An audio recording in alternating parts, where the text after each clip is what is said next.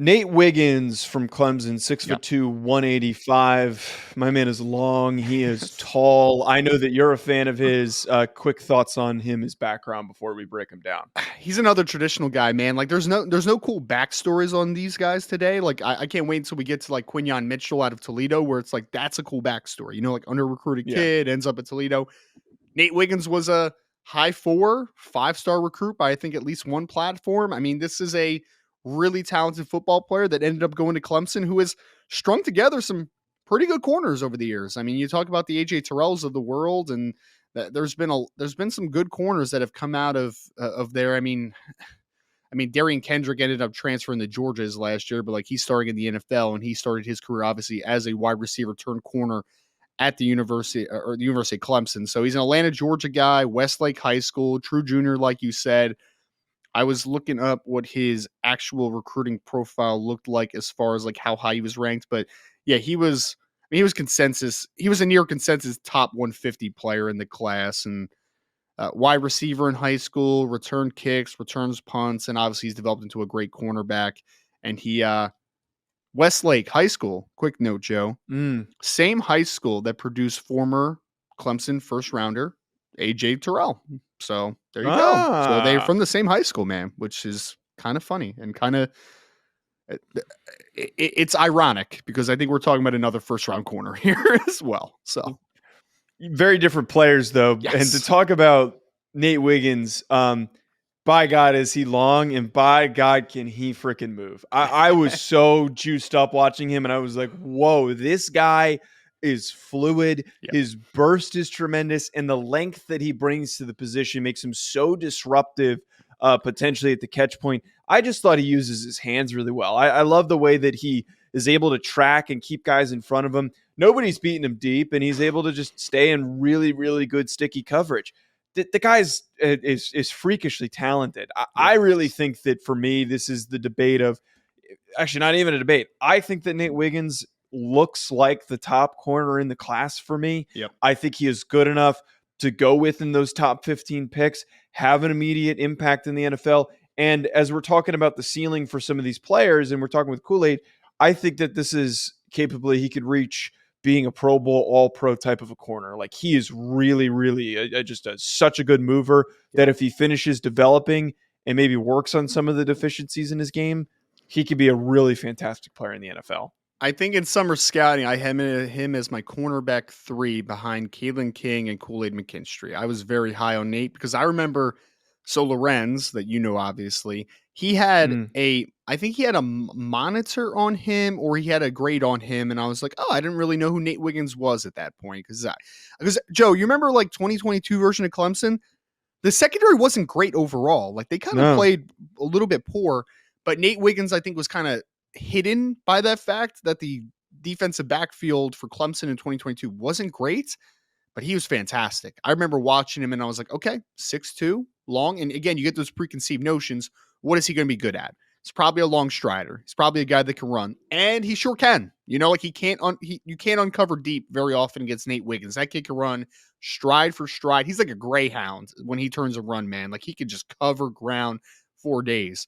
But the thing that makes him rare, that you kind of hit on a little bit, is the preconceived notion that you would have for a negative on a 6'2" long corner like him that has long legs. So he probably can't change direction that well. Oh, Mm. that's just not true. Nate Wiggins, when he puts his foot in the ground and redirects, man, that kid can change direction as well as anyone in this class. You can play him in off man. You can play him in press because if he misses a press at the line of scrimmage, he can turn around with anyone. He can play zone. This is a coverage diverse cornerback because his movement skills allow him to do a little bit of everything. They really do. And I thought I was going to be the one a little bit higher on him coming into this conversation. No. I was going to say my hot take, right? My hot take here, and I don't think it wasn't like a crazy hot take. I maybe more like a warm take is that Nate Wiggins is cornerback 1 in this class. I Yeah. believe. I don't think there's any I haven't I've only watched so far, I've only watched Cooper DeJean, Kool-Aid McKinstry, and Nate Wiggins, and I'm trying to progress through some more of these guys. But Yeah. I don't see a world that Kalen King, because he had a little bit of a weakened year this year. Against He Ohio probably still State, for first sure. rounder, Yeah. but I, I think that what we've seen from Wiggins is enough to say, boom, this kid is the Yeah. top corner. Well, we'll talk about Kalen King, obviously. I think that the Ohio State game, like, he definitely had his rough moments, but I don't think it was nearly as bad as some people acted like it was. But I still am a big fan of Kalen King. Obviously, we talked about Kool-Aid. I like Kool-Aid, and I really like Cooper DeJean for a specific role.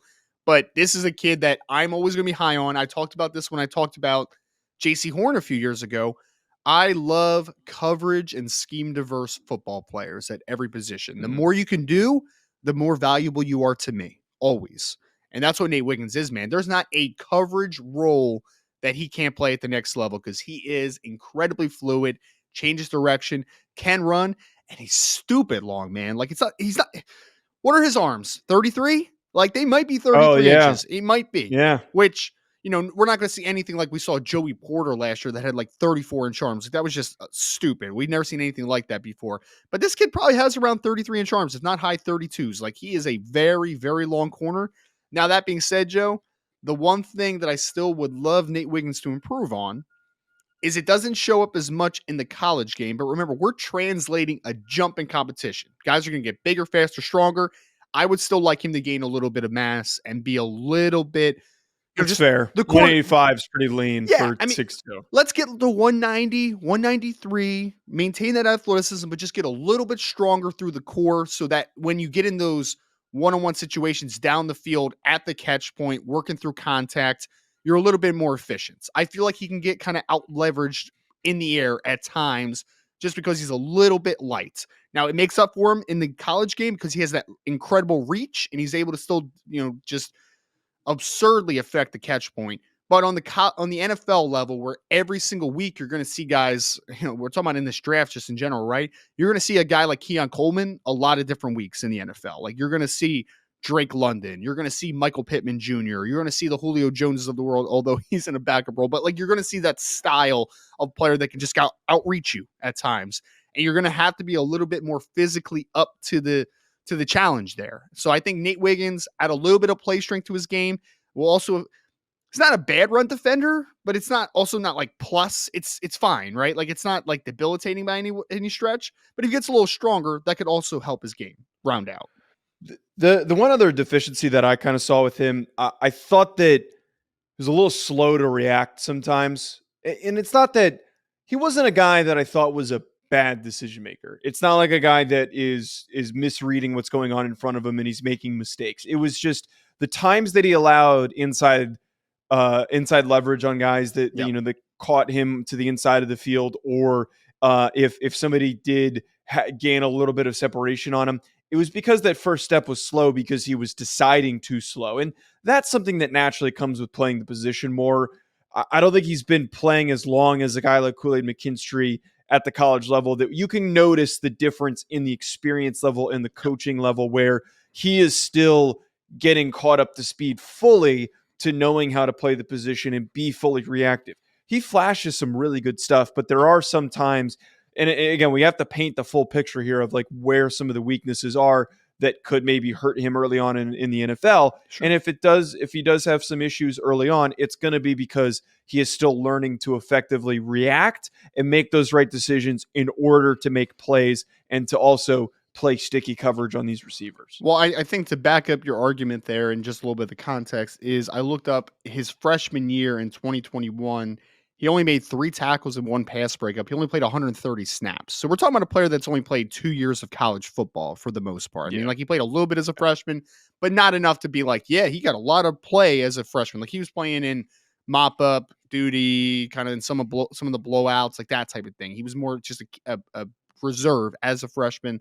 So there is a lot of room to grow here, which I think it's kind of scary. That's why he's so good. It's kind of scary. Right. Because, Joe, right now for me, I think that he can play zone stuff because I think that he's incredibly fluid and he can break on things. But I agree with you. He's not as proactive as you would like in the back end right now as far as seeing the game at an advanced level. What he is right now is he's a man-based corner, excuse me. He's a guy that you say, whether you're in press or off man, go cover that guy. Just go cover him, erase him. That's your responsibility. Exactly. And in those situations, instincts don't matter as much, right? It's about now just mano. That guy's in front of me. Watch his hips and do not let him get past me. That's your responsibility. When we talk about zone-based stuff, that's where instincts really kick in as far as where should I be on the field, what's developing in front of me, using my eye discipline, watching the quarterback's eyes, kind of breaking on stuff that way, not being manipulated. That stuff will come because he's still a developmental corner in the sense that still needs more reps, right? Still needs more reps. But maybe this is the hot take. I don't know. Cornerback 1 isn't a hot take. I would draft Nate Wiggins in the top 10.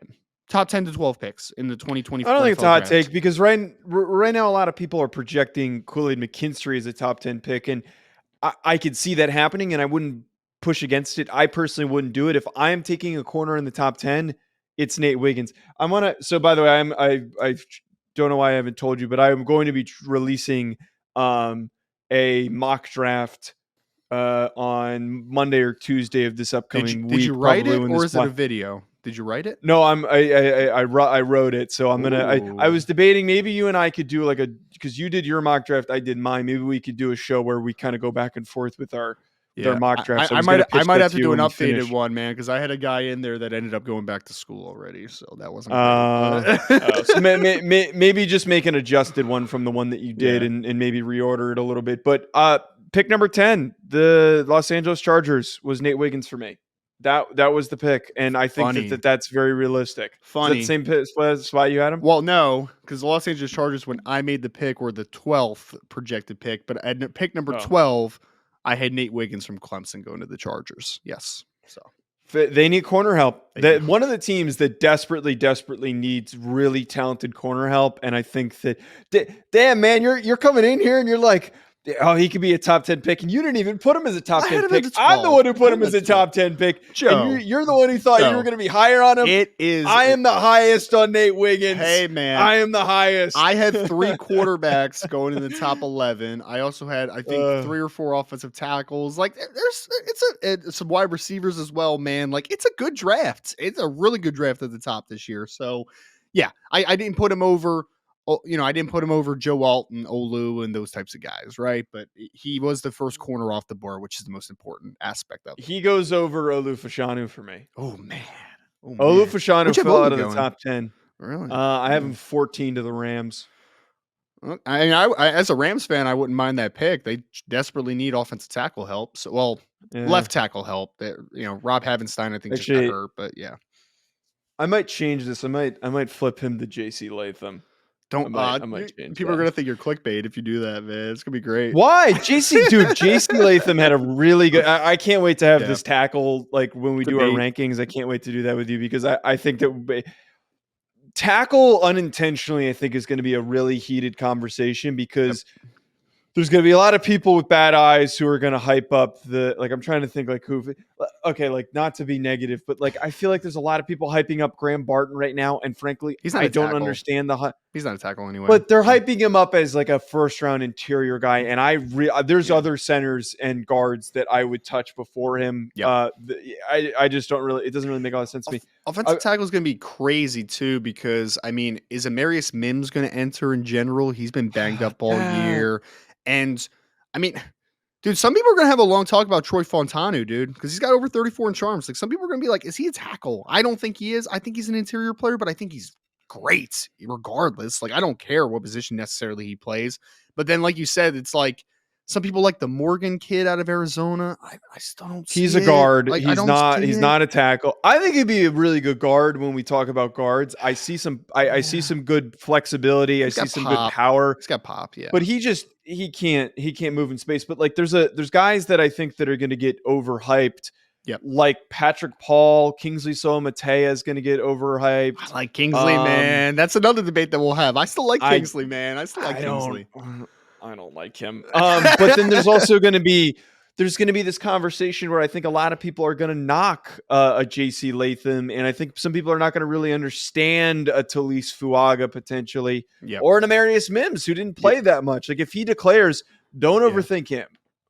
You know what I have to say, Joe? This is my last note on offensive tackles. For the people that are putting Patrick Paul in the first round, this is all I have to say.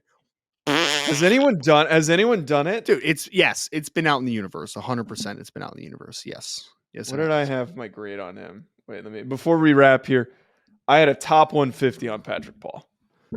Which is fine. I'm okay with that. Like if we're talking third to fourth round developmental, I can get there, man. I'm okay with it. But first round, Patrick Paul, a guy that No. can't bend, no thank you. No thank you. Hard pass at Joe DeLeone at Rise and Draft. Thank you, folks, for tuning in. Make sure you hit that subscribe button. Do not miss out on any of our scouting reports and eventually our prospect rankings. All that coming up during this draft cycle. Enjoy the rest of your week, folks. We'll be back. BetOnline remains your top spot for all of your live betting action and contests. NFL, college football, UFC, NHL are all in full swing.